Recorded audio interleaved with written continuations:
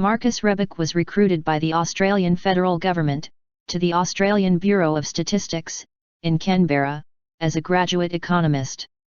His last official task at the ABS was to define religion for the Australian census. This sparked an exhaustive and holistic study of religion from the distant prehistoric past, up to the end of the 20th century. Religion was the result of that research, as the third installment of the TrueNet Nor series. The lockdowns motivated a thorough research into the official virus narrative.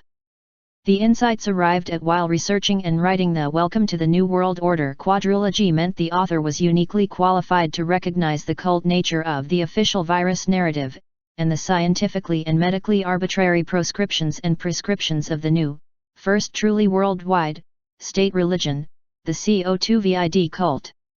The natural, and perfectly choreographed, scripted, planned, and instituted, evolution of the most successful cult in recorded history.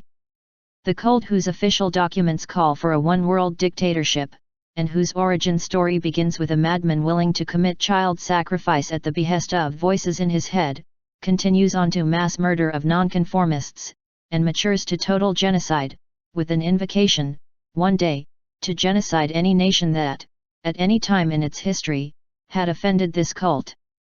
This cult's strategy is formally published in a canon of literature that includes the Torah, Old Testament, the most widely published document in recorded history.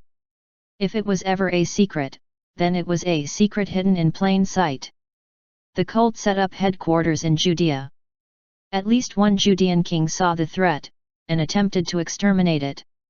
However, this merely led to the cult temporarily moving to Babylon, where it continued the 3,000-year process of occupying nations. Nation by nation.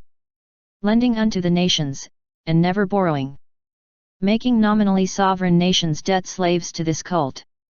Until today, represented by its proxies, which include the U.S. Federal Reserve Bank, the World Bank, the International Monetary Fund, the United Nations, the World Health Organization, and the CDC, this cult has become a, de facto, one-world government dictatorship.